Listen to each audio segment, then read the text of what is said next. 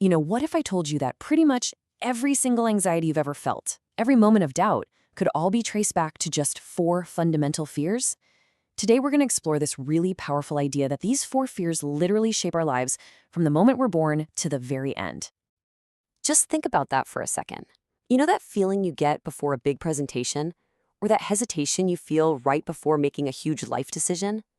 What if all of it, every little worry that keeps you up at night, all springs from the exact same 4 places? According to the idea we're digging into, it all comes down to this one simple number: 4. Just 4 fears that are said to follow us, to shadow us, throughout our entire lives. All right, so what are they? Here they are: the fear of failure, the fear of the unknown, the fear of ego damage, which is, basically the fear of looking stupid or feeling bad about yourself, and of course, the fear of rejection. These are the supposed big 4 that are pulling the strings behind the scenes. And here's where it gets really interesting. They never actually go away. The whole idea is that these fears are our constant companions. They don't just disappear when we grow up. They change their masks. They evolve right along with us. Take a look at this. This really shows how there's a straight line from our childhood worries to our adult anxieties. The childhood fear of falling down literally becomes the adult fear of failure. The fear of the dark just grows up into a more sophisticated fear of the unknown. See? It's the same root fear, just wearing a different outfit. So, if we're all stuck with these fears, the real question is, what do we do about them? First, let's talk about our default setting, our go-to response, the instinctive reaction. Oh yeah, you've definitely heard of this one, the classic fight, flight, or freeze response. The second one of those 4 big fears gets triggered, our brain's alarm system just goes haywire. It's a totally instinctive, ego-driven reaction that gets us ready to either punch the problem, run away from it, or just stop dead in our tracks. And the source material we're looking at is pretty blunt about what happens when we live in this reactive mode all the time. It has this really interesting way of putting it, saying, this response, quote, causes karma and unnecessary drama which may not be totally Ayurvedic, nor healthy. Now, if we just set aside the specific words for a moment, the main point is crystal clear. Reacting on pure instinct just creates this messy cycle of problems for ourselves and for everyone around us. So what this really gives us is a choice. We've got 2 completely different ways to go. On one side, you've got that instinctive reaction. You react, you fight, you flee, you freeze, and it's all driven by ego. But on the other side, there's a proactive approach. You proact, you face and flow, and it's guided by wisdom. Okay, so let's dig into that second path. If just reacting leads to all this unnecessary drama, what does this proactive alternative actually look like? How do we do it? The big idea here is making a shift from just reacting to life as it happens to proacting within it.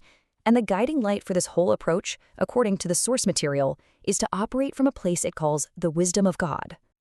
And this whole philosophy really breaks down into a super simple 2-step strategy. They call it face and flow. Step 1, you confidently face whatever's coming at you, that tough conversation, that scary project, whatever it is.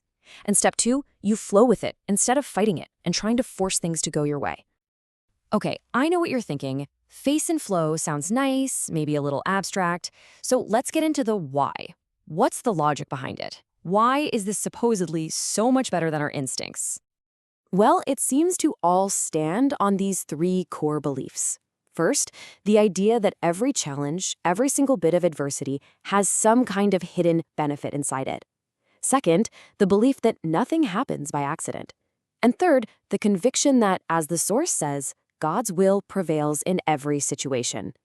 These 3 things are the foundation of that face and flow mindset. And to really hammer home that first point, that adversity has benefits, the source gives this huge, dramatic example.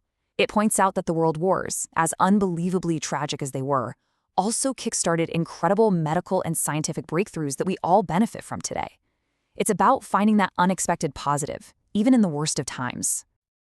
And all of this leads to a very real practical result. The idea is, when you start to live from this face and flow perspective, you just naturally become more confident. And the source claims that a confident person, quote, always gains an undue advantage. It's not just about feeling better, it actually changes your impact on the world. So, let's wrap this all up. We've talked about the 4 fears that follow us around and the 2 completely different ways we can respond to them. What's the big takeaway from all this? Well, the ultimate promise here is that when you make that switch, when you stop reacting from fear and start proacting from wisdom, when you really learn to face and flow, you start to experience what the Source calls the goodness of God from the most unexpected places. It's about opening yourself up to good things that you could never have planned for or controlled. And that really leaves us with one final question for you to think about. Just consider your own life, your own fears. How might things be different if, the next time you felt that anxiety creeping in, you made a conscious choice to flow with it instead of fighting against it?